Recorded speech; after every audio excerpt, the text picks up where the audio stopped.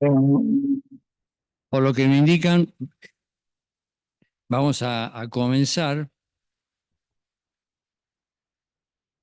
Mi nombre es Daniel Malcolm y en esta actividad conjunta de Lectura Mundi y el Centro de Estudios de Hermenéutica, ambos de la Universidad de San Martín, hemos organizado y bueno, me han dado esta oportunidad que agradezco particularmente de poder exponer sobre una cosa que estoy estudiando, que es el concepto de revolución.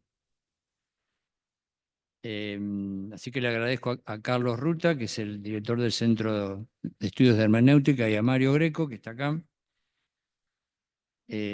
por esta posibilidad. Bueno, desde ya muchísimas gracias a los que se han conectado bajo distintas vías y a los que están presentes, algunos colegas, amigos, conocidos. Bueno, vamos entonces a la cosa misma. Se supone que yo tengo una hora, ¿no? Aurea, una hora. Y luego va a haber un periodo de unos 20, 30 minutos, o algo así, para hacer las intervenciones que se juzguen adecuadas. Bueno, muy bien. Este texto que yo tengo acá, que cuando esté un poquito más pulido, porque está sufriendo distintas versiones, lo estoy cambiando tanto que creo que al final se va a llamar contrarrevolución. Ahora está en la etapa intermedia, así que sigue siendo revolución. Vamos a ver en el futuro. Pero lo voy a terminar en esta etapa, porque estoy haciendo algunos cambios, de poner un poco más prolijo, antes de la segunda sesión, porque son dos sesiones, hoy y el 5 de diciembre. De modo tal que lo van a tener antes del 5 y si alguno no quiere venir la segunda vez o no puede o no vino la primera, bueno, va a tener el texto y si le interesa le va a poder ser útil. Bueno, muy bien. Y por supuesto que ante un tema tan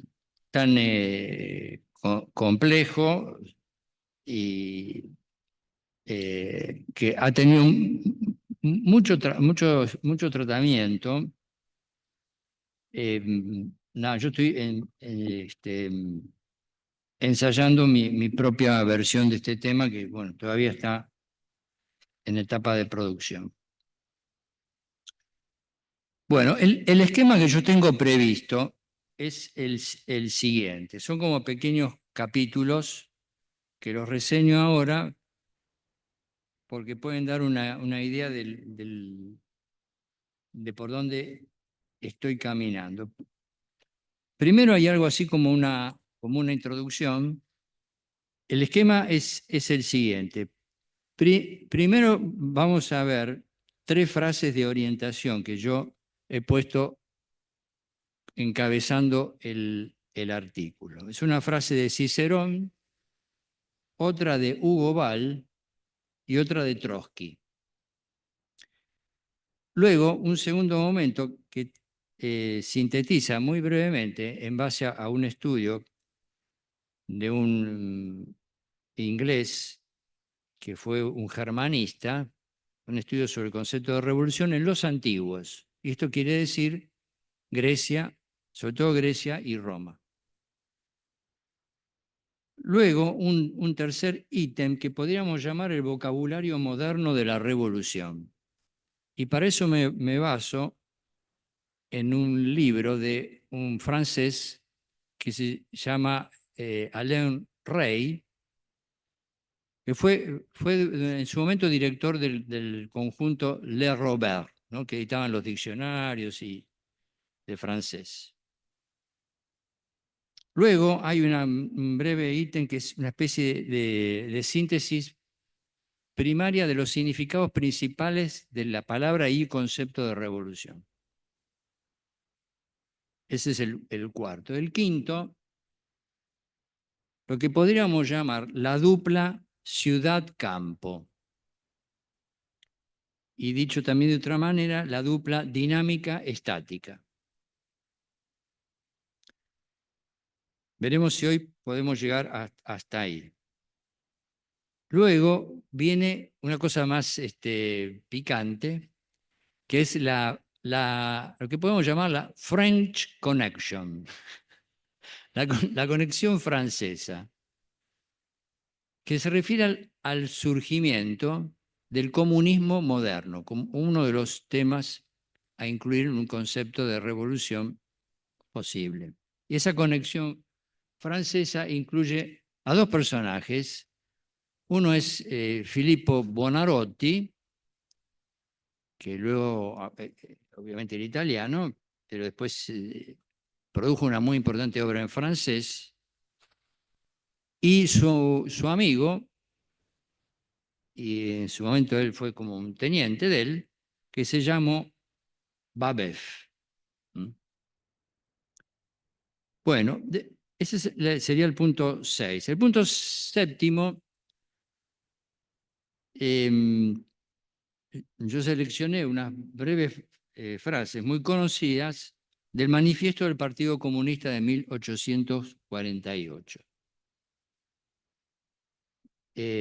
Algunas no las menciono ahora porque será en su momento, pero son frases muy conocidas que tienen que ver con la caracterización de la burguesía como una fuerza histórica revolucionaria y, por supuesto, la búsqueda de otra etapa o la existencia de otra etapa basada en el proletariado.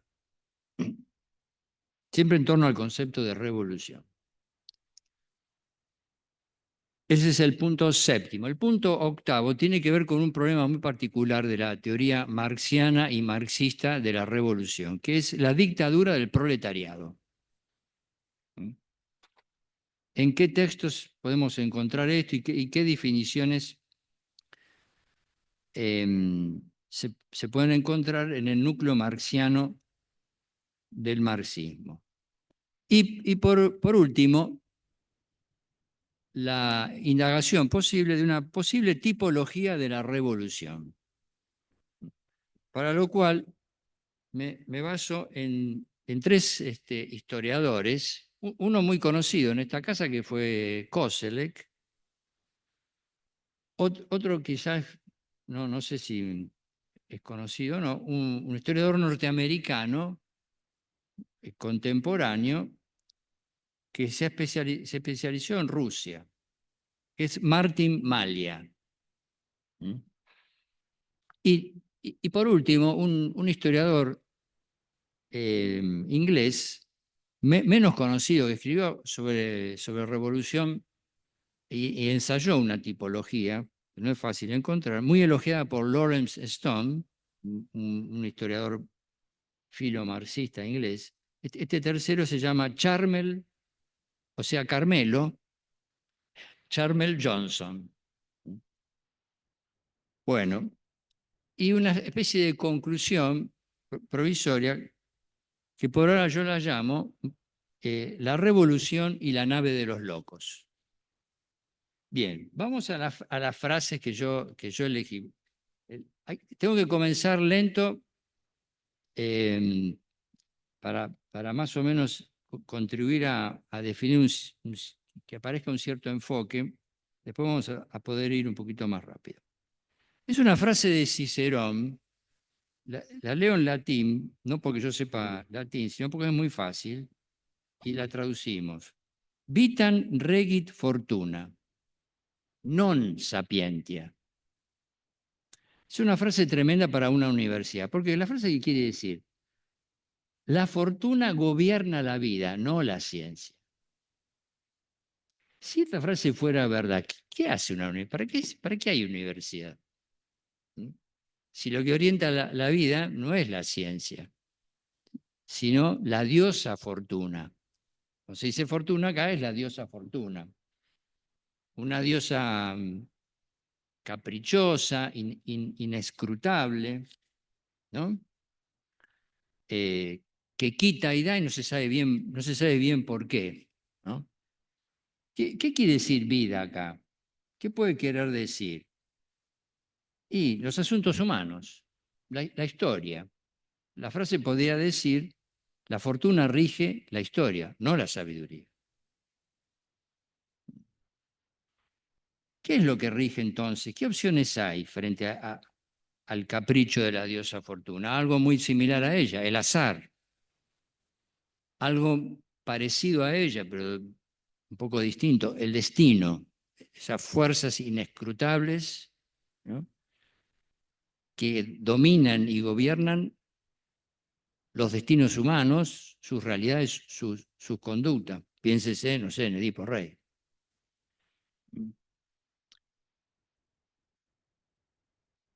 ¿Eso es lo que gobierna la vida? ¿O también es posible pensar, y no es incompatible con la presencia de esta diosa, que hay un cierto orden natural? ¿Mm? Un cierto orden natural. Es uno de los leitmotivs del liberalismo clásico, ¿no? Orden natural espontáneo, ¿no?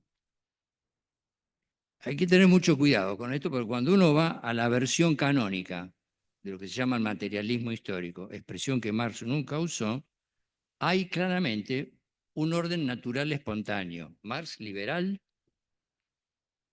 ¿no? Cualquiera va a decir que no. Yo digo, no se apuren mucho. En todo caso, hay conceptos que valen para varias ideologías. Y esos son los conceptos interesantes, digamos, para varias posturas. La idea de que la historia tiene una conducción, una orientación, pero está dentro de ella. No hay una fuerza extraña, ajena a ella, que dice esto tiene que ir para allá o tiene que ir para otro lado. ¿Mm? Como puede ser incluso, claro, influenciados como estamos por el judaísmo, por el islam, por el cristianismo, la idea de que hay una fuerza ajena a la historia, Dios, que le da sentido y orientación, incluso generando un final, y en ese final se resuelven muchas cosas de lo anterior y viene una etapa, el paraíso. ¿Mm? El paraíso. O lo que gobierna la historia y la vida humana es no la voluntad de Dios, sino la voluntad de los hombres. Con esta versión, ¿m?, que es la que más le gusta a la gente, pero es la que menos, es la que menos defensores tiene, ¿no? Eh, si, si la historia puede ser gobernada por la voluntad de los hombres, lo cual sería compatible con una idea de revolución que supone la acción decidida de ciertos grupos humanos, una clase social, una élite, una sociedad que encabeza conscientemente un intenso proceso de cambio. Por esa es la frase de Cicerón. Vamos ahora a la segunda frase. La frase pertenece a Hugo Ball. Hugo Ball fue un dadaísta. Hay un mosquito por acá. Hugo Ball fue un dadaísta muy conocido de principios del siglo XX, que como dadaísta pertenecía a las corrientes vanguardistas de la época, ¿no? En esa época de futurismo, surrealismo, cubismo, modernismo, dadaísmo, no sé, son varias. Hugo Ball famoso por varias cosas, y entre ellas por haber creado un cabaret, ¿no? Se llamaba Cabaret Voltaire. Tiene un nombre, si quieren alguno quiere hacer un cabaret, tiene un nombre elegante, ¿no? Para un cabaret que no es lo que piensan algunos, sino que sería como un café concert, ¿no? Sí, un lugar que podía ser un bar o algo así, y había alguna actividad artística que podía ser lo que llamamos una performance. ¿Mm? Imagínense en manos si ustedes ven algunas fotos de Hugo Ball, van a ver de qué tipo de cosas muy locas hacían ahí, tomando en broma lo que sea, digamos, ¿no? Eh, y que en 1917 Hugo Ball da una conferencia sobre Kandinsky, el gran artista, pintor. Kandinsky forma parte de otra conexión, The Russian Connection. La conexión de los rusos, los tres con K, sin alusiones. Kandinsky, Koyev y Coiré. Pero esa, como decían cuando terminaban las películas de Conan el Bárbaro, decían que Conan se había ido a otras tierras, que yo dice, bueno, esa es otra historia. Acá, ¿qué dice? Una cosa, aunque estoy usando un poco en tono, un poco en broma, una cosa seria, muy potente. ¿Qué dice Hugo Ball al comienzo de la conferencia? Dice, Dios ha muerto, un mundo colapsó, soy dinamita, soy dinamita. Aquí la palabra que me interesa es dinamita. ¿Con qué palabra los colegas que están acá y otros también, por supuesto, ¿por qué no? Inmediatamente saben que tiene que ver con la palabra dynamis. Es una palabra griega que tiene un uso técnico en Aristóteles, ¿no? Potencia, ¿no? Y que se diferencia de energía, que traducimos misteriosamente por acto, digamos, ¿no? Pero dynamis tiene que ver con eso, con una potencialidad que si se realiza y está muy concentrada, es lo que llamamos dinamita, ¿no? Y eso toca con alguna idea que tenemos de una revolución. En un momento dado, el tiempo histórico se concentra y emerge violentamente. Pero, ¿qué dice Hugo Ball? Yo soy dinamita. Yo soy lo dinámico. Yo soy lo que exploto. Las revoluciones, entonces, si yo me guío por esta frase de Hugo Ball, las revoluciones son un proceso objetivo por medio del cual una sociedad en un determinado momento dirime sus tensiones internas, ¿sí? Y pasa de un momento a otro muy diferente. ¿O es en verdad algo que está en ese pozo oscuro donde cabe todo, que llamamos subjetividad? Y lo que llamamos revolución moderna, que para los antiguos las cosas eran bastante diferentes, no puede existir sin eso. Lo que explota, lo que le pone una dinámica, una velocidad a los acontecimientos históricos que podemos llamar revolución, estaría entonces en conexión con algo que llamamos lo subjetivo, la interioridad. Lo cual dejaría de ser un lugar privado, más o menos tranquilo, ¿no? Hasta bueno. Bueno, sí, con Freud, evidentemente la subjetividad muy buena no es, digamos, y menos tranquila, digamos. Pero ahí está esa frase entonces de Hugo Ball. Y luego hay una frase de Trotsky, una frase de Trotsky del año 1939. Ustedes saben que ya ha avanzado el proceso de la Revolución Rusa y bajo el régimen soviético, ya en los años 30 hubo una gran discusión en el campo marxista acerca de la naturaleza de la Unión Soviética. ¿En qué consistía esa discusión? Sí, realmente la Unión Soviética, como estaba organizada en ese momento, respondía a la Revolución Rusa, respondía a ser una revolución proletaria o pasó a ser otra cosa. Evidentemente, y ya estamos bajo el dominio de Stalin, con un poco de conocimiento y de perspicacia, seguro que Trotsky va a decir que las cosas son distintas, ¿no? Y entonces en un texto de 1939 encontramos esto, dice, se tiene todo el derecho, dice Trotsky, hablando de la Unión Soviética y del problema de la naturaleza de la Unión Soviética, dice, se tiene todo el derecho de decir que los gángsters de la burocracia, los gángsters de la burocracia Este texto Trotsky lo escribió en inglés. Y para que no haya equívocos, acá lo tenemos el texto. The Gangsters of the Bureaucracy. No hay lugar a duda, digamos, ¿no? Los gángsters de la burocracia han transformado el estado de los trabajadores en el diablo sabe qué cosa. O sea, en qué carambas, para ser suave, ¿no?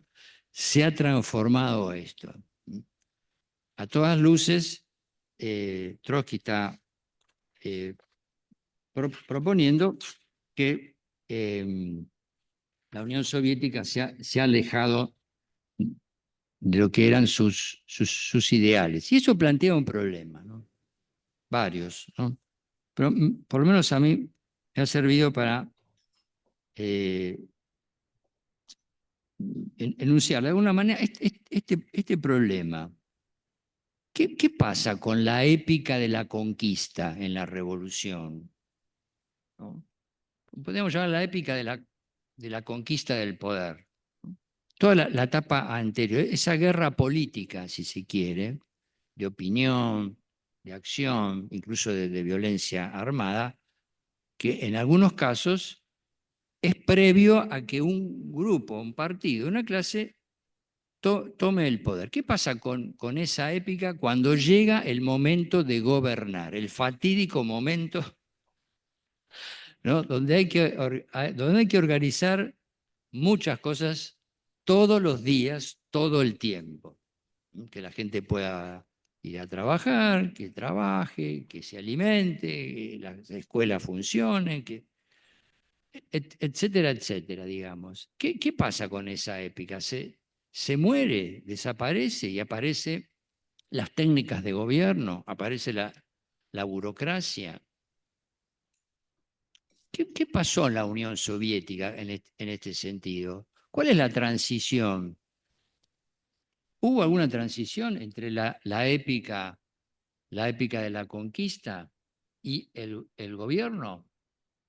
¿Esa épica se desarma de un día para otro? Rusia tuvo una situación de guerra civil importante y tuvo una continuidad de un fenómeno muy complejo, muy organizado, incluso durante el gobierno de Stalin, que fue el terror. O sea, el terror fue lo que, quizás por necesidad histórica, quizás porque no supieron qué hacer. Estoy hablando un poco livianamente sobre cosas muy complejas. No supieron qué hacer ellos mismos, ellos consigo mismos, como guerreros de la revolución. Porque, como se ha sugerido en un texto que circuló acá en el Río de la Plata, cuando se conquista algo que ha sido asediado durante mucho tiempo, es muy difícil ordenar esa fuerza. O sea, el ímpetu guerrero continúa, ¿no? Y aquello que fue guerra contra un enemigo claro se transforma en una guerra subrepticia, de espionaje, de terror, ¿no? Parte de lo que ya había pasado en Rusia con los famosos juicios de Moscú, donde la generación que había llevado, o parte, o gran parte de esa generación que había llevado la delantera, fue liquidada, ¿no? Un, un autor bastante conocido, un húngaro que se llamó Arthur Koestler, escribió una novela que fue famosa, ¿no? Que fue Oscuridad a Mediodía, que fue comentada por un texto de Merleau-Ponty, ¿no? En Humanismo y Terror, ¿no? Y la novela cuenta la historia de un personaje llamado Rubayov, que en verdad representaba al gran economista de la nueva política económica que intentó imponer Lenin, que fue Bujarin, y el juicio que Stalin eh, emprende contra Bujarin como uno de los tantos llevados adelante para la eliminación de esa generación. Bueno, esas son las tres frases que no sé si son orientativas o desorientativas, ¿no? Cada uno sabrá, pero a mí me han sido sugerentes. En cuanto a la frase de Hugo Ball, y de algún modo también a la frase de Trotsky, como decía un momento, esta es la época de las vanguardias. La época de las vanguardias, la época de la película de Fritz Lang, la época de tiempos modernos de Chaplin, la época de todos estos movimientos, que probablemente, esta es otra especie de hipótesis, no es original para nada, presenta una especie de solapamiento entre revolución y revuelta. Estos movimientos están caracterizados, no son tanto revolucionarios, sino más bien, diríamos, revoltosos. Plantean una revuelta, una reacción frente a algo, una crítica intensa frente a algo, pero no necesariamente encauzarse en un proceso de cambio, de nuevo gobierno y de nuevo orden político para una sociedad. Yo creo que podríamos decir que en gran medida, o en una cierta medida al menos, muchas veces cuando hablamos de revolución en nuestros días, lo que estamos hablando es de revuelta.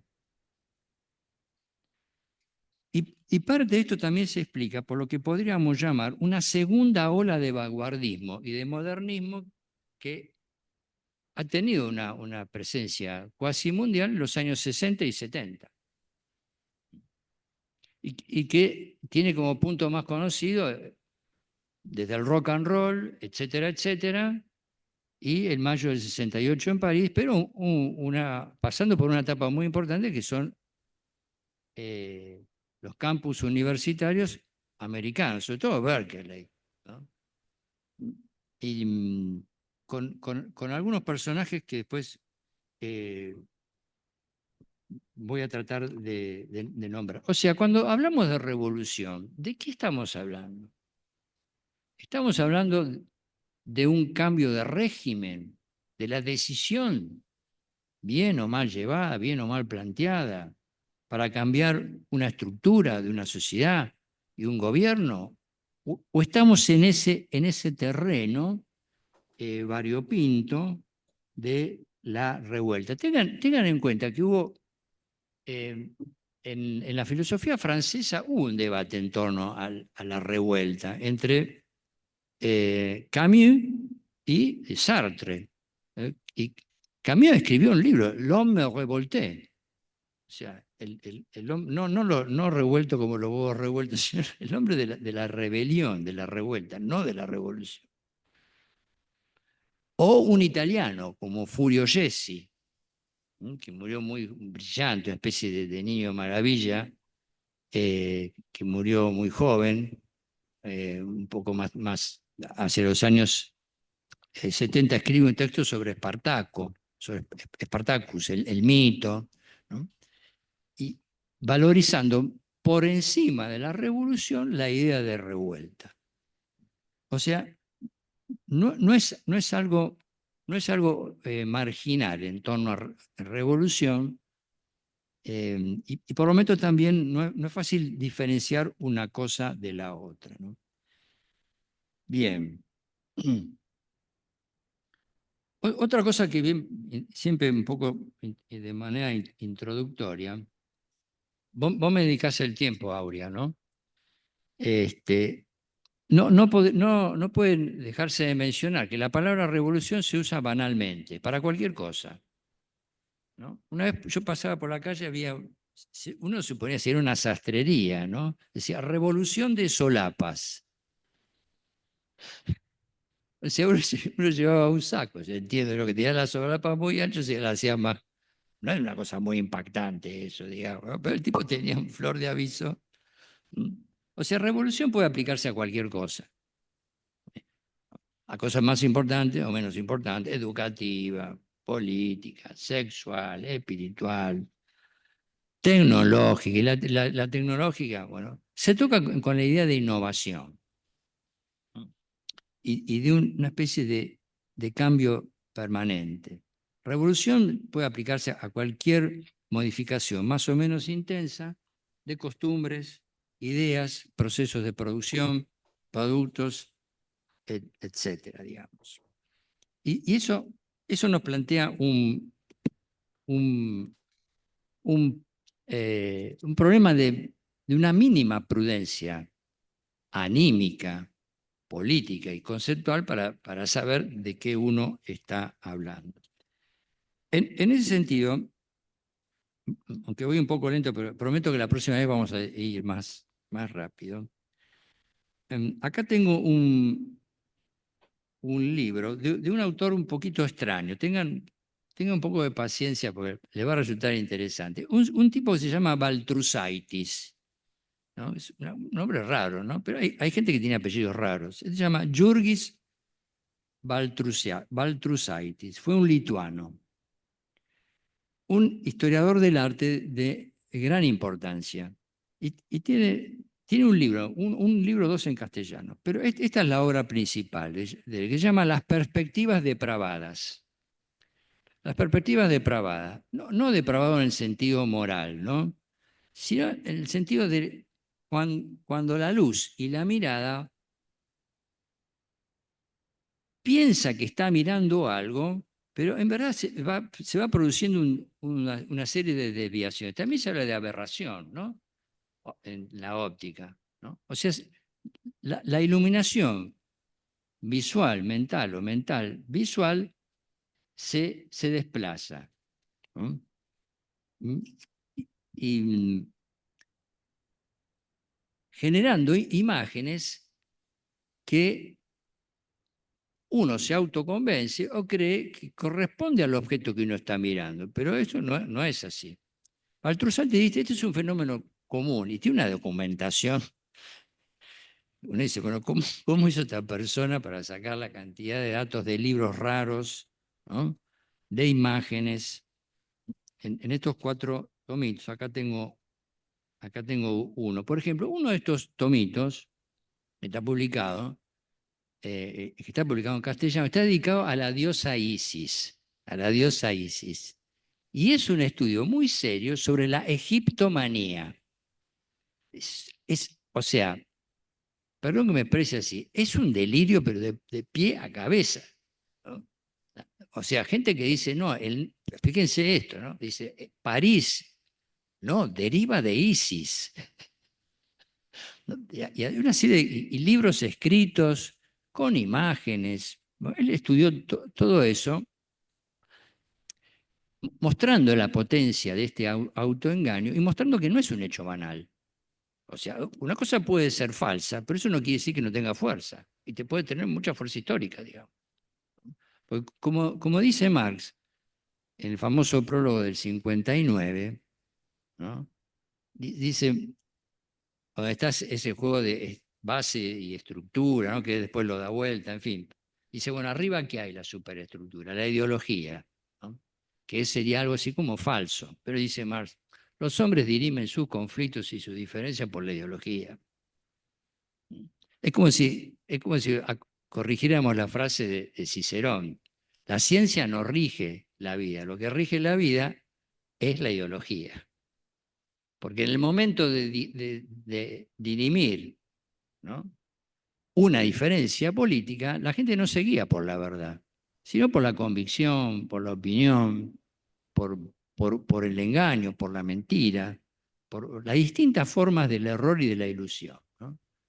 Y aunque todo eso sea falso, o mucho de eso sea falso, en la medida que tiene un peso y una fuerza que lo vemos en el mundo. Por ejemplo, si alguien dice Donald Trump, defensor de la familia, ¿cómo? ¿No? O Putin, ¿no? Defensor de la familia. Dice, pero es como raro esto, ¿no?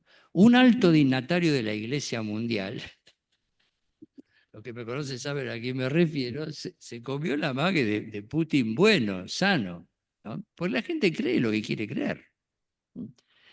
¿Qué dice Jurgis Baltrusaitis? ¿Me están siguiendo? Más o menos. Dice, las perspectivas depravadas, pregunta, ¿no? Dice, una visión del espíritu donde la mirada está dominada por el deseo y la pasión de ver las cosas de una manera preconcebida, y donde la perspectiva misma opera como un razonamiento geométrico. ¿Qué quiere decir razonamiento geométrico? Un razonamiento que no sigue a la cosa, sino un diseño que yo hago anterior, le pongo una línea recta a aquello que no tiene una línea recta, como la vida de una persona, ¿no? Si quiero hablar bien de alguien, hago toda una secuencia muy... ¿Se entiende el ejemplo? Una pieza muy organizada, cuando es muy difícil que... Además, es difícil que una persona que tenga una vida muy organizada sea muy buena, ¿no? Pero no lo sabemos eso. Pero probablemente haya desviaciones. Dice, opera con un razonamiento geométrico, haciendo estructuras adecuadas, y otra cosa importante, a un punto de vista preciso e inmutable. O sea, cuando vemos ciertas cosas de la historia desde un punto de vista que ya está definido, yo, mi subjetividad, Hugo Ball, ¿no? Que es lo que define un conjunto y que ordena. Con lo cual, yo al objeto que estoy analizando, ¿verdad? No lo dejo mover, porque lo tengo fijado, ¿no? Desde mi manera de ver. La pregunta que yo me hago, ¿es posible encarar un tema como la revolución sin caer en esto? ¿Cómo se hace, ¿no? Para no tener una posición preconcebida, diseñada de antemano, buena, mala, regular? ¿Cómo se hace? Conocer es un hecho nociológico, ¿m? Que tiene que ver con el aparato cognitivo de los seres humanos, o conocer es una especie de guerra consigo mismo para tratar de contener, ¿no? La dinamita, como dice Hugo Ball, ¿no? Esa potencia de querer poner la realidad bajo mi orientación. Bueno, bien. Eso sirve como, como introducción. Una última cosa que anoté, también como introducción, son unas líneas de un historiador de las religiones muy conocido, que es Mircea Eliade, ¿no? Un libro uno de las tantas cosas que escribió, pero de los más difundidos, es usted es Valledores, ¿no? ¿Cómo anda? Bueno, una vez lo conversábamos con Valledores, el mito del eterno retorno, ¿no? Muy bien. Y una cosa muy particular, porque tiene que ver con la revolución. En un momento determinado, decía Eliade, dice, analiza la escatología irania, el antiguo Irán, el mazdeísmo, ¿no? Saben que Irán es un país islamizado, pero antes tuvo una gran religión. En la época de los griegos tenía otra religión, un desarrollo conceptual bastante, eh, bastante desarrollado, ¿no? Y tenía una idea de la historia, ¿m? De la historia humana en relación a su concepción religiosa. Y el recorrido de esa humanidad terminaba con una ekpirosis, ¿no? Es una palabra griega, es decir, por medio del fuego, ¿no? Como una revolución, ¿no? Por el momento de la guerra, el momento de la purificación, ¿no? Prenderle fuego todo, no tiene gracia tomar el poder pacíficamente para un revolucionario antiguo. Si el enemigo se rinde sin pelear, no sirve. Tiene que haber la épica, tiene que haber la épica de la conquista, tiene que haber ese proceso de confragación. ¿Cómo terminan las películas de James Bond? Las 25 películas que se hicieron sobre James Bond, ¿cómo terminan? Nadie sabe, no puede ser, yo me deprimo. Todas terminan con un gran incendio, ¿no?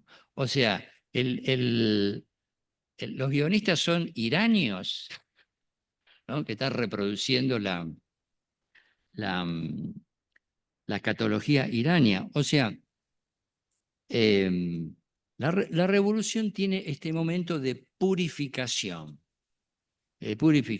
Y una de las formas en que suele darse es bajo el fuego, bajo la violencia, ¿no? Es una cosa atávica, que no tiene que ver necesariamente con los componentes racionales. Puede haber una organización racional de la violencia, pero ella misma es una potencia que va más allá de eso. Bueno, ¿cuánto me queda, Aurea? Perfecto, muy bien. Sí, no, está bien, vamos a cumplir. Bueno, esa sería la introducción. El punto que sigue es el concepto de revolución en los antiguos. Y para eso me he basado en una síntesis de un historiador inglés que se llama, en verdad es un germanista, fue un germanista, ¿no? Muy importante, que se llamaba Arthur Hatto, ¿no? Y publicó en 1949 un artículo sobre revolución, ¿no? Y evidentemente el vocabulario de la revolución para esos antiguos griegos es diferente porque nuestra palabra, la palabra revolución es una palabra latina, ¿no? Pero ellos tenían también sus propios términos y sus propios conceptos para de alguna manera captar algo que podríamos llamar revolución. Bueno, están atestados los autores y los pasajes. Por ejemplo, en Heródoto y en Tucídides, ¿no? Por ejemplo, Tucídides hablaba de metabolé politeías. Metabolé, metabolismo. Cambio. Politeías, constitución u organización de la polis. O sea, una sucesión de formas de gobierno que además incluyen una modificación más o menos visible de la sociedad. Y eso se da en una serie de cambios. Acá ven, si podemos hablar de revolución, esto está dentro de la historia y adentro de la idea de destino. El hombre griego no sabe por qué pasa esto, pero pasa. Así, por ejemplo, en otros términos también utiliza Tucídides, neoteritzein tem politeian. Si yo digo neoteritzein, digo hacer algo nuevo, diríamos innovar, ¿no? Innovar también la constitución o la organización de la polis. En República de Platón esto se hace más complejo, porque Platón, no siempre muy ordenadamente, plantea una secuencia de formas de gobierno que van, de acuerdo a una cierta concepción mítica, va de algo bueno a algo malo. A Platón le preocupaba sobre todo la tiranía. El problema que se enfrenta en la República, sobre todo desde que en el libro 1 de República aparece un personaje muy parecido a Trump, que es Trasímaco. Yo suelo decir un poco irreverentemente que Trasímaco es un tuitero, ¿no? Y entra están dialogando y entra brutalmente, ¿no? a la conversación que tiene Sócrates, Platón con sus amigos, y dice, bueno, basta de decir pavadas, ¿no? La justicia es lo que le conviene al más fuerte. Y hace todo un elogio de la tiranía. Ese es el problema fundamental de la República, ¿no? Platón no tiene que ver con esta exposición, pero Platón esboza una explicación de por qué se llegó a la tiranía.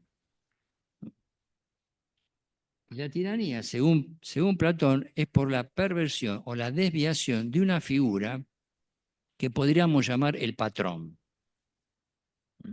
Una especie de protector político al interior de la polis, ¿no? La idea de la relación patrón-cliente está mucho más desarrollada en Roma, ¿no? en los diccionarios de cultura grecolatina, uno puede buscar, por ejemplo, el artículo cliente. Hay cosas extraordinarias, ¿no? Porque en Roma el patrón era un tipo que tenía gente que lo seguía y intercambio de favores. Pero una cosa muy, por lo menos me resultó muy graciosa, que cuando salía a la mañana este hombre de su casa, estaban los clientes en la puerta y lo aplaudían al tipo, ¿no?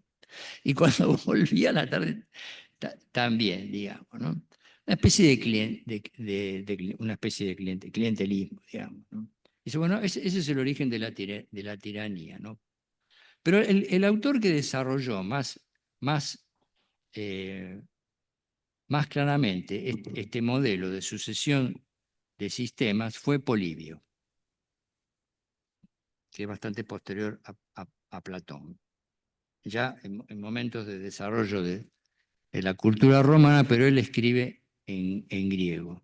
Y Polibio utiliza una palabra que casi está muy poco atestada, que es anakiklosis. Anakiklosis. Si yo digo kiklosis, ya se dan cuenta, ciclo. La palabra kiklo la encuentran en enciclopedia, ¿no? En kiklos paideia, ¿no? Educación que cumple un circuito, ¿no? Una cierta totalidad. Acá se trata de un ciclo completo de formas de gobierno, ¿no? Que claro, de acuerdo a la mentalidad del hombre antiguo, se repiten, se repiten. ¿Mm? Y están dominadas, ahí volvemos a la frase primera, por esa rueda que maneja la diosa Fortuna. Ella es la que hace girar. ¿Mm? Y sin que sepamos bien, pero con un cierto orden. Dice Polibio, ¿no? Tal es el ciclo de la anaquíclosis política, o sea, revolución entre comillas política. El curso establecido por la naturaleza, aute, fisios o economía. Economía de la naturaleza. Ahí tienen otro nombre para orden natural espontáneo. Economía de la naturaleza. Economía, así pasó a la teología, porque en el cristianismo Dios tiene una economía, o sea, tiene un plan de salvación. Luego, alejándose del sentido que había tenido en Aristóteles, ¿no? El sentido técnico de administración de las cosas de la casa, ¿no? Polibio, por supuesto, es posterior a Aristóteles, ¿no? Ese ciclo entonces está regido por un orden interno, y eso puede incluir las revoluciones, tanto sea que la pensemos a la manera antigua como la que pensamos hoy, ¿no? Hipotéticamente. Tal es el ciclo entonces de la revolución política, dice Polibio, el curso establecido por la naturaleza en el que las constituciones cambian, desaparecen y finalmente retornan al punto del cual habían partido. Polibio también hace uso de la expresión metaboles ton politeium, como hicieron próximamente los otros, como modificación o transformación de las constituciones. Bueno, abrevio un poco, luego este autor toma algunos pasajes de Aristóteles en la política. Aristóteles sigue otro camino, porque él no acepta no no comparte. Es un cambio muy interesante el de Platón, el de Aristóteles respecto de Platón y respecto de lo que va a decir Polibio, porque Aristóteles no comparte esta idea de un ciclo. Si bien él estudia constituciones, y por lo que se sabe, llegó a tener una colección de más de 100 constituciones, no a la manera nuestra, ¿no? Sino algún informe, ¿no? Que podía explicar cómo estaba organizada una polis, porque no había constituciones como las hay hoy. Pero parece que tenía una colección muy amplia. Entonces, ¿qué dice Aristóteles? No es que hay una secuencia, lo que hay son un ciclo de opciones.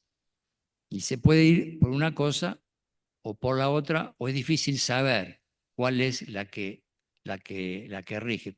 Lo cual, por otra parte, pensando en Grecia, es de cierto sentido común. porque la que realmente tenía una constitución, entre comillas, diferente era Atenas, que era la polis democrática. Esparta tenía otra cosa muy diferente y en el medio había una serie de opciones que no eran muy diferentes. O sea, tener muchas colecciones de constituciones, no sé si me entienden lo que estoy diciendo, no agrega mucha información, porque no eran muy diferentes.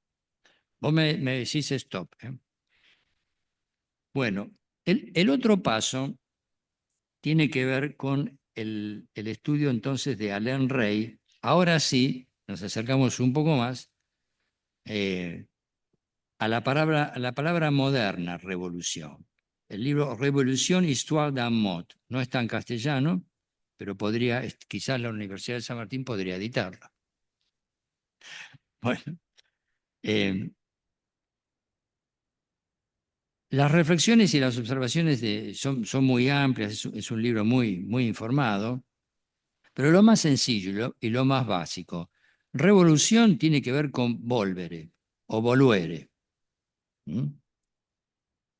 O sea, volver.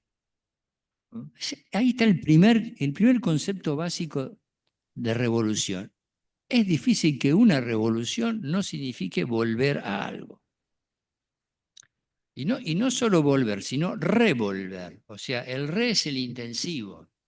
Volver de verdad, como decimos, pasar y repasar. Revolución toca ese sentido, entonces, de curva, entorno, idea, vuelta, revuelta. Bueno, Rey busca ejemplos en francés, busca ejemplos, por supuesto, en italiano, que influye mucho al francés, y también, por supuesto, eh, al, al inglés. El caso alemán es un poco diferente, porque la palabra alemana, revolución, claramente latina, se empieza a usar un poco más tarde, y ellos tienen otra palabra, que es un Belsum, ¿no? Y probablemente otras que Laura nos podría ilustrar, ¿no? Empieza a aparecer la palabra modernamente en el siglo XVI y XVII en los léxicos. Por ejemplo, en uno de ellos se dice revolución, cambio extraordinario que sucedió en el mundo, incluso con una connotación negativa. No hay estados que no hayan estado sujetos a grandes revoluciones, a decadencias. No siempre revolución tiene un significado positivo, ¿no? La irrupción de algo que puede transmutar la validez de cosas positivas. No siempre la revolución cambia cosas negativas, como ingenuamente muchas veces decimos, hagamos la revolución, pero un momentito, ¿de qué estamos hablando? ¿Qué es lo que se va a cambiar? ¿Van a cambiar un gobierno por otro que dicen que va a ser bueno? ¿Es verdad? ¿Cómo sabemos que va a ser bueno? Bueno, ahí acá el concepto, según lo muestra, en los distintos usos, por supuesto, no tiene un uso, un significado unívoco. Se presenta también en la técnica. Alain Rey nos informa del artículo relojería en la enciclopedia francesa. Dice, ahí aparece múltiplemente la palabra y distintos significados. Claro, claramente esos engranajes que dan vuelta y que giran, además, regulan el tiempo. Lo cual uno podría llegar a pensar, ¿puede haber tiempo sin revolución? ¿No? O sea, sin estos giros, eso que llamamos tiempo, el tiempo humano, o los tiempos astronómicos, la otra gran metáfora. Claro, por supuesto, el tiempo astronómico es un tiempo de giro, la obra de Copérnico, de revolutionibus. ¿No? El uso del término revolución también está afectado por ese giro, claro, perfecto, maravilloso, estable, eterno que nos muestran los cielos, ¿no? Pero claro, los planetas giran y vuelven al mismo lugar, ¿no? Eterna, como decía Arthur Koestler, como sonámbulos, ¿no? Giran y giran sin parar. Bueno, también muestra el uso en Inglaterra en torno a la Revolución Inglesa, al siglo XVII, el siglo de la Revolución, como dijo Christopher Hill. Y uno de los primeros usos en este contexto, como The Revolution, o sea, la revolución, no tuvo que ver con el levantamiento de Cromwell y el siglo y la década de la República, sino con la restauración monárquica. O sea, cuando vuelve Jacobo II, ¿no? Cuando se restaura, un proceso entonces de restauración, la monarquía, que en esta versión se hace muy, muy conservadora, ahí se habla de revolution, con lo cual, como muchas veces se escucha hablar, revolución conservadora, en verdad no es algo raro para la palabra revolución, revolución conservadora, raro, sino que esto ha sucedido, ¿no? Bueno, entonces, creo que con esto podríamos terminar una especie de síntesis muy breve de algunos sentidos básicos del término revolución, algunos que están en el escrito y otros que he podido mencionar. Pero acá avanzamos un poquito más sobre el concepto de revolución con lo siguiente. Revolución puede querer decir ir hacia adelante, pero al mismo tiempo hacerlo hacia atrás. ¿Mm? No me digan que no es posible. Cualquiera de ustedes que haya pateado un penal sabe que primero hay que retroceder antes de avanzar, ¿no? O sea que el tiempo, en lo que llamamos revolución, adquiere modalidades particulares, ¿no? Reforzando esto, revolución también significa pasar de un tiempo lineal a otro circular. Esto, por ejemplo, lo estudió una historiadora francesa que se llamó Mona Ossouf, creo que vivió mucho, pero no sé si vive, que era un libro muy importante sobre la fiesta revolucionaria. Es una estudiosa de la Revolución Francesa, ¿no? L'affect révolutionnaire. Entonces decía, ¿qué función tenía el calendario de recuerdos de la revolución que ella misma generó y las fiestas? ¿Qué era? Repetir el evento todo el tiempo. Quedarse dentro de un círculo, ¿no?, permanente, donde aquello que la revolución buscaba, quería, logró o intentaba lograr, se presentaba una y otra vez.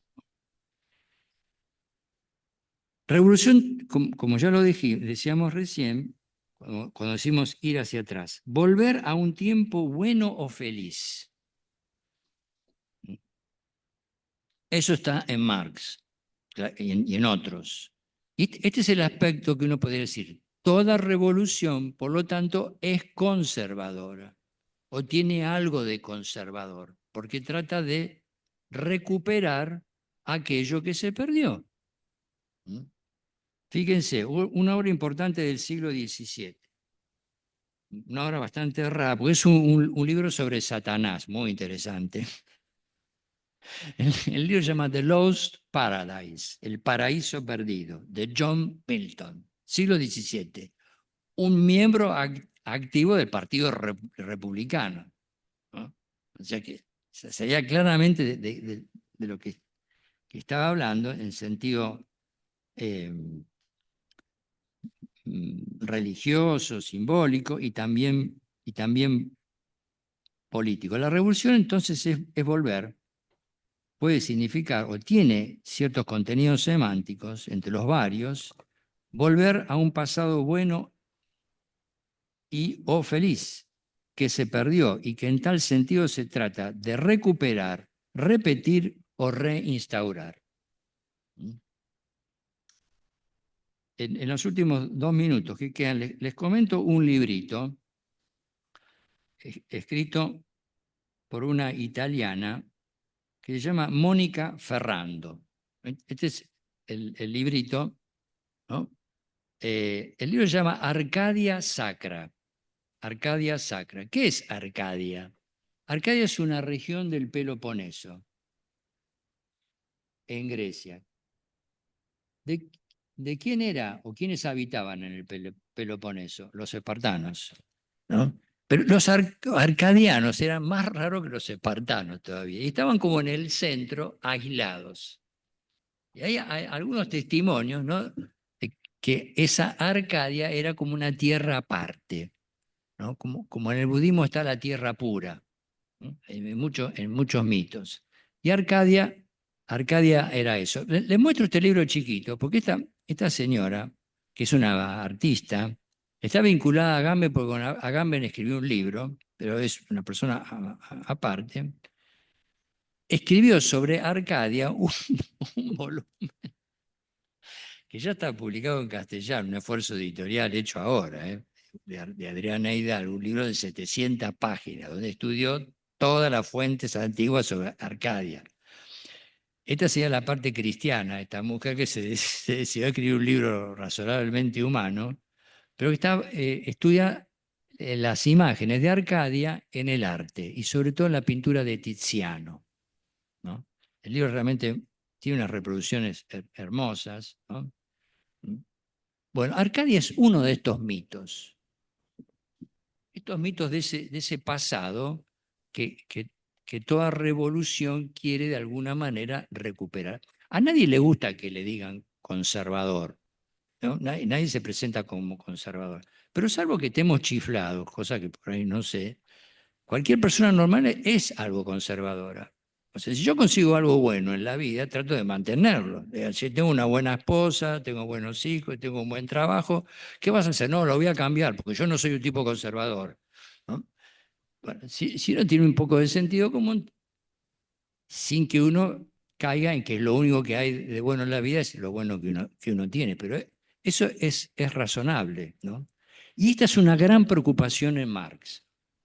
En Marx, detrás de su preocupación, su gran programa de estudio, que es la crítica de la economía política, hay quizás una preocupación antropológica, que es la corrupción de la humanidad, comparada con algo bueno que hubo, con ese comunismo natural. ¿Mm? Pero claro, para Marx, el modo de producción comunista, que sería el quinto, es una recuperación de eso antiguo, pero nunca una repetición. Nunca es una repetición. ¿Por qué? Porque Marx absorbe positivamente la modernidad. Él siempre fue un moderno.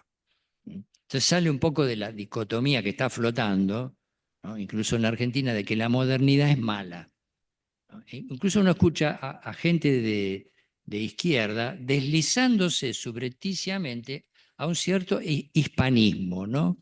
Empezar a hablar bien de los españoles, ¿no? Como dominadores de América, ¿no?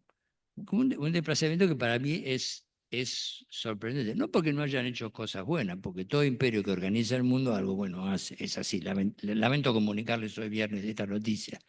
¿Mm? Y eso no es incompatible con la dominación más sangrienta que pueda adjudicarse a un imperio o a otro, ¿no? Bien, último significado elemental, y con esto termino. Lo que todo el mundo sabe.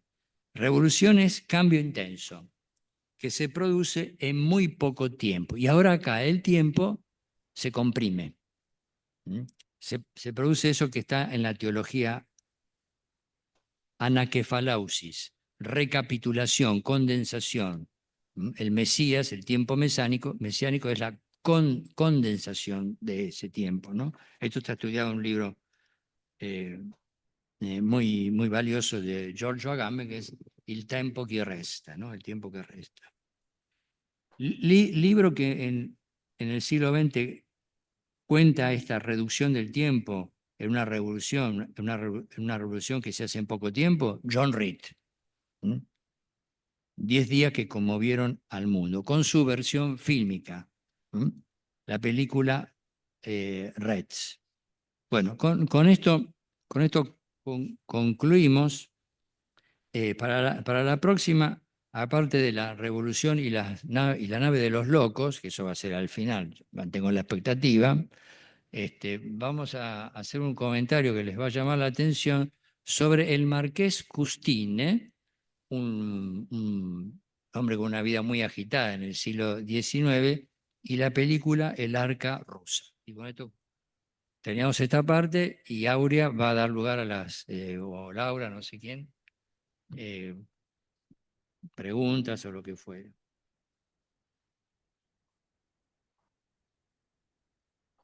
Acá, ah, sí, si usted me ayuda, vamos a ver.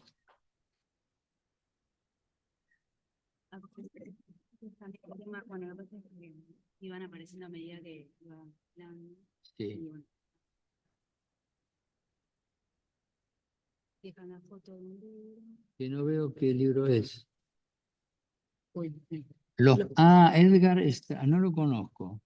Los múltiples caminos de la memoria. Ah, qué interesante. De Editorial Acal. Edgar Straele. Los pasados de la revolución. Bueno, gracias a quien lo envió. y por ahora acá no hay preguntas. Sí. Ahí está Ruta. ¿Qué haces, Carlos? ¿Cómo te va? Bien. Está muy serio, Ruta. ¿Qué le pasa? Bueno, no sé si alguien quiere hacer algún comentario, alguna crítica.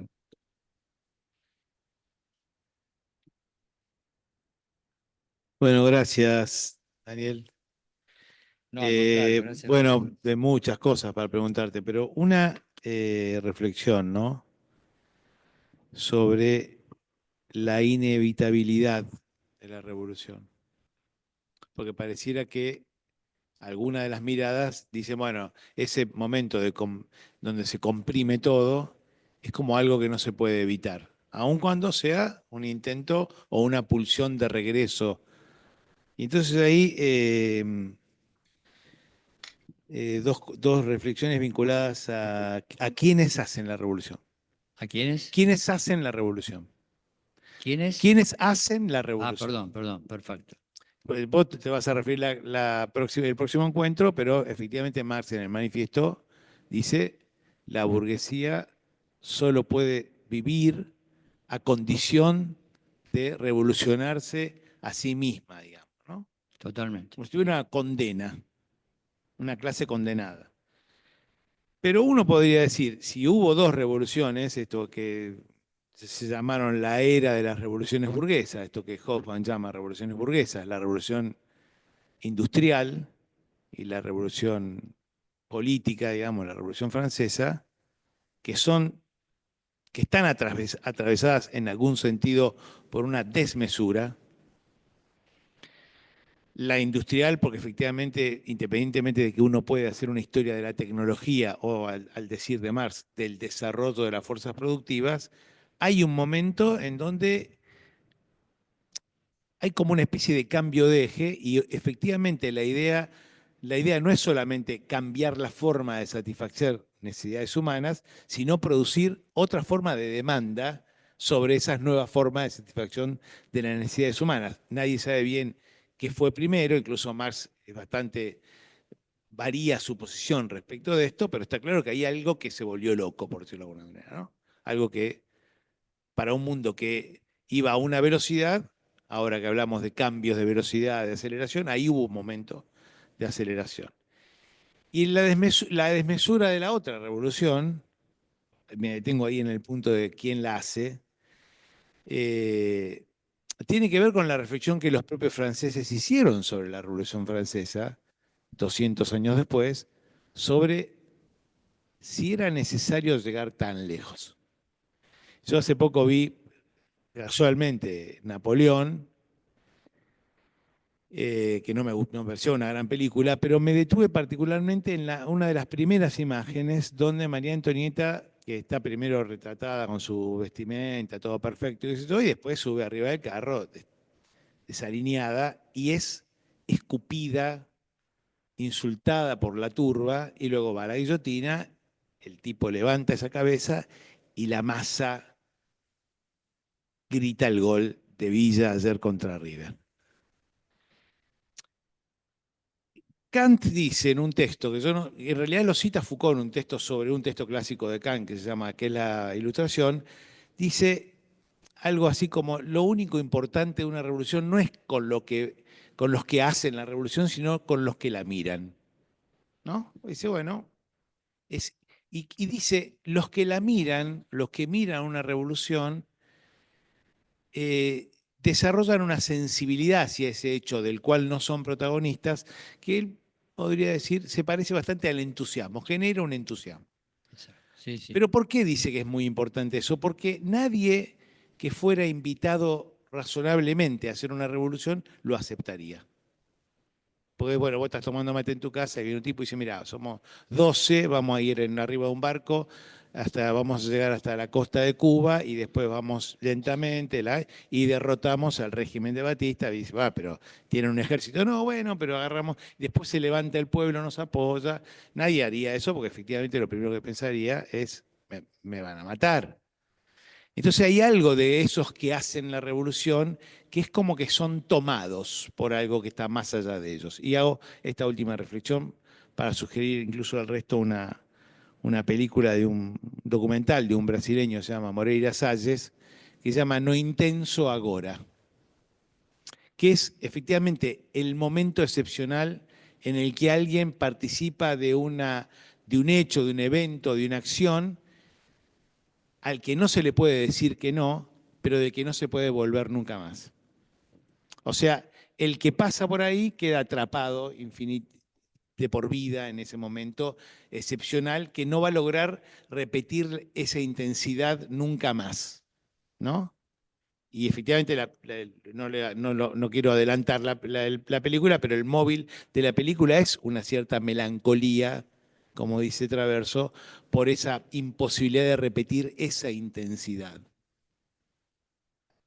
Todos hemos tenido algún momento de intensidad, Claro, aunque no claro, fuera una revolución, y eso produce, como dice Dante, una melancolía. claro, Nessun mayor dolor que recordarse del tempo felice nella miseria.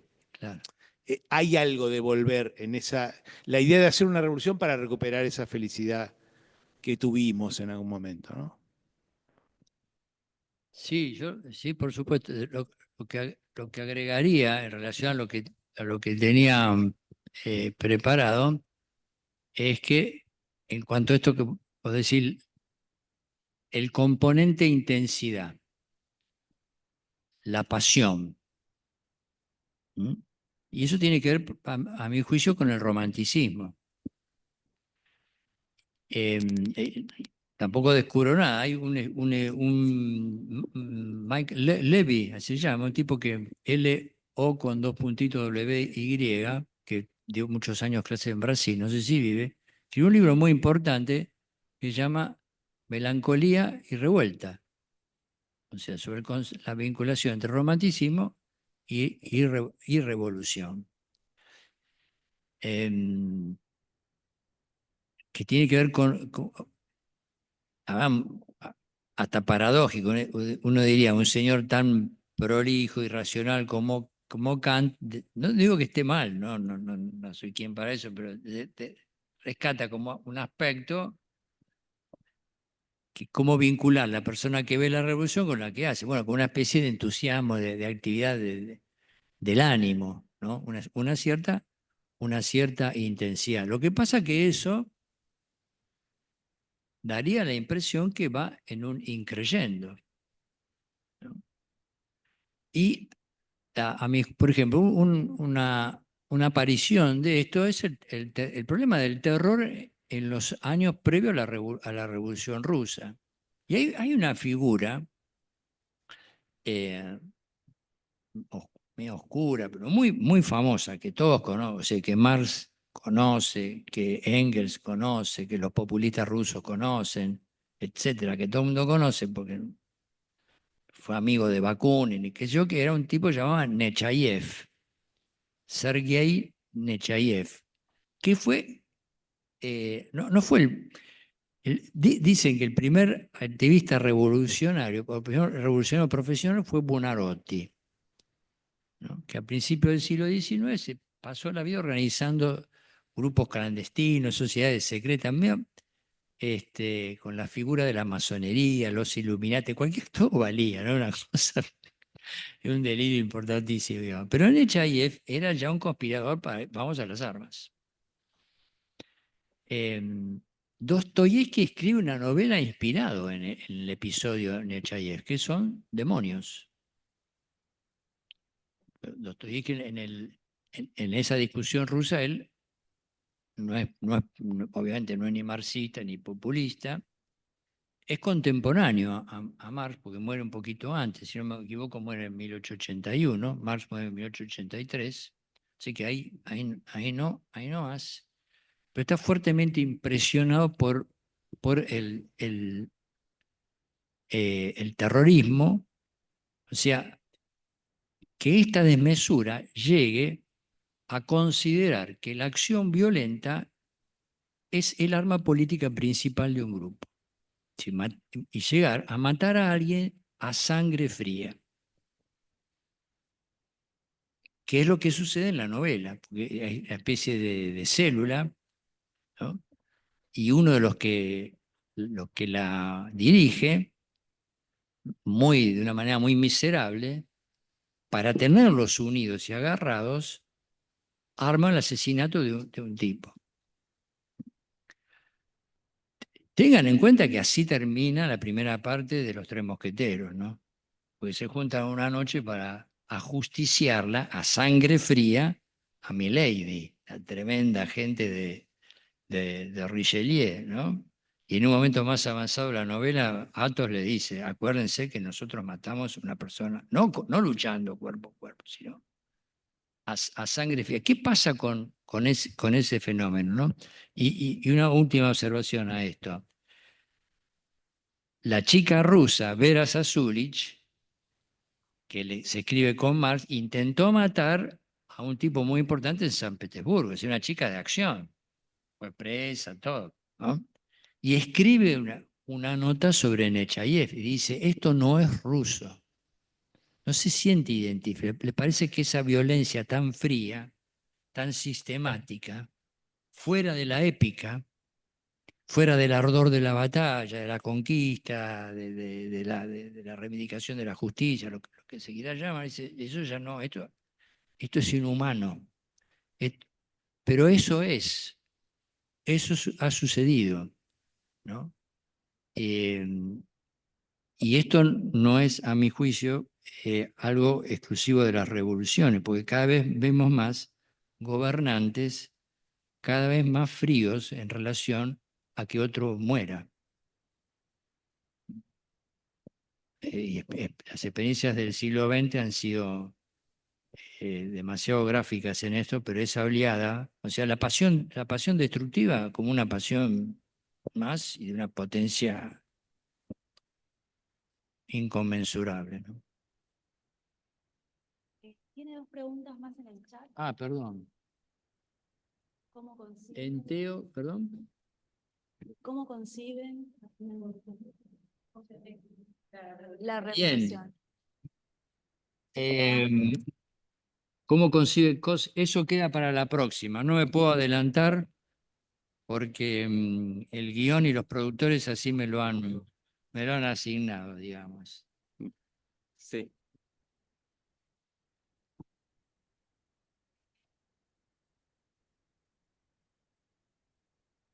¿Cuál es la pregunta? Ah, no. El enteosismo, el dominio sobre la moral, es lo que dice también. No entiendo, no sé. ¿Teosofismo? No entiendo, Rafael Alejandro, lo que ustedes dicen.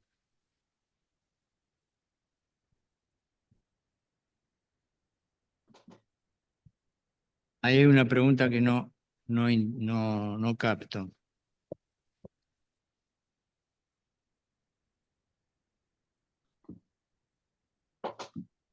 Si la quiere volver a escribir. Ah, sí, sí, es.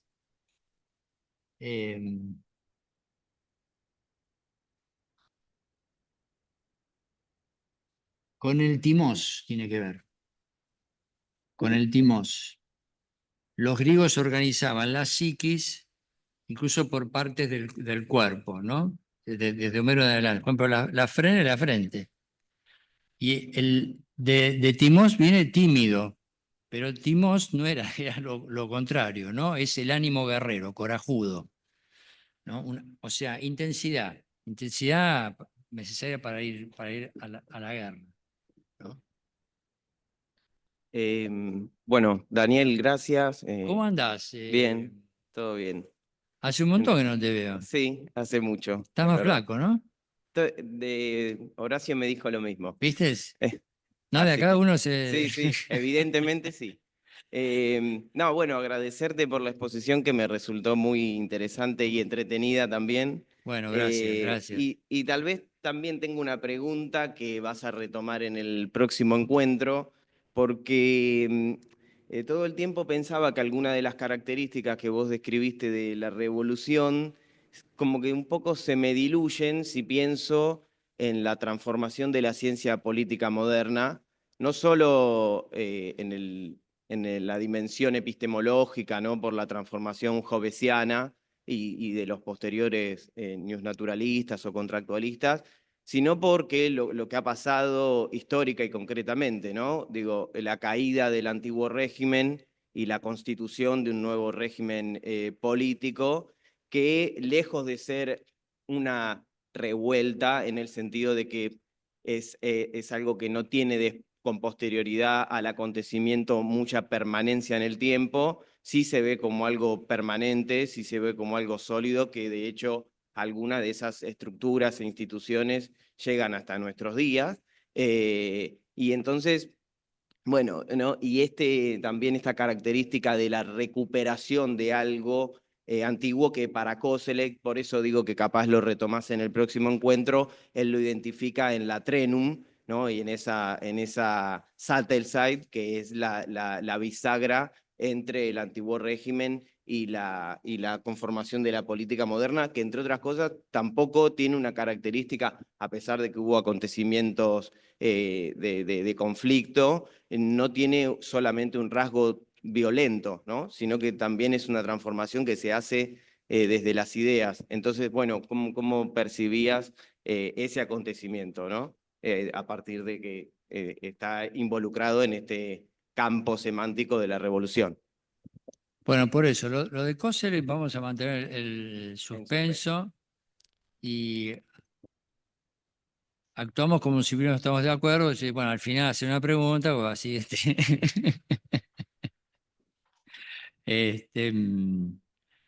pero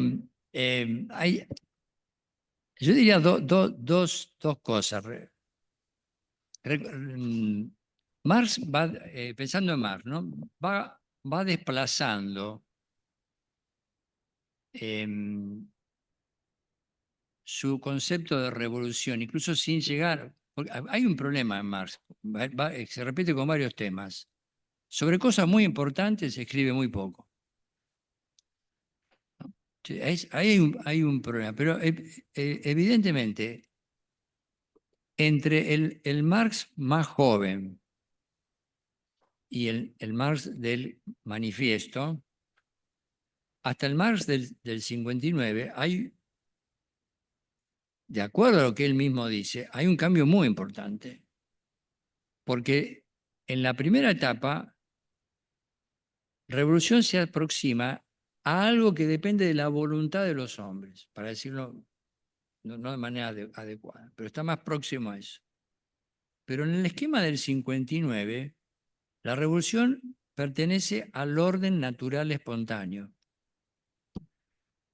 de la historia como él la concibe. La sucesión de los modos de producción no acontece porque haya alguien que haga una revolución. O sea, para que un modo de producción dé paso a otro, el anterior, dice Marx, tiene que liberar todas sus capacidades. Hasta que eso no pase, no se pongan nerviosos ni ansiosos, porque hasta eso no pase, y debe incubar al próximo. Entonces, la revolución como un acto voluntario es algo que se hace si sucede. Si no sucede, O sea, ahí aparece el problema de la densidad histórica que tienen los acontecimientos y que la subjetividad, la dinamita de Hugo Ball quiere, si esto lo sacamos, esto lo corremos. Y un poco la actitud bien pensante de que solo estamos en condiciones de aceptar que algo tiene fuerza histórica si lo conseguimos como bueno para nosotros. Y yo lamento comunicarle que muchas cosas que no son buenas tienen fuerza histórica. Negar eso es caer en esto que decía Baltrusaitis, digamos, ¿no? Porque una cosa es decir que es muy difícil ser objetivo, lo cual es verdad. Una cosa es decir que es muy difícil evitar la inclinación depravada, o sea, la desviación inevitable. Pues es muy difícil, realmente es muy difícil. Otra cosa es entregarse a eso de cabeza y aplaudiendo. Renunciar a la objetividad en una universidad es una perversión. No te digo, lo digo en general, porque hay algo en nuestro ambiente de ese tipo, digamos, ¿no? Lo que vale es por ejemplo, el dicho este, ¿no? Que lo cita Carl Schmitt, dice, aparentemente lo dijo Napoleón, también lo cita Trotsky, ¿no? Dice, on s'engage et puis on voit. Uno se compromete y después ve. Es como decir, yo primero me caso y después me fijo con quién. No, pensé que es al revés, digamos. O sea, primero hay que conocer, ¿no? Es decir, el culto a esta intensidad del compromiso. Hay que comprometerse con que con lo que sea. No, un momentito, vamos a ver con qué. ¿No? El momento de ver no puede separarse de una decisión de esta naturaleza, ¿no? Pero bueno, nos cuesta, por algo más decía, bueno, los hombres finalmente dirimen su conflicto por la ideología, aunque no sea verdad. Bueno, tendríamos que terminar con la novena sinfonía de Beethoven. ¿Listo, Aurea? ¿Estamos? ¿Sí? Bueno, muchas gracias. Muchas gracias.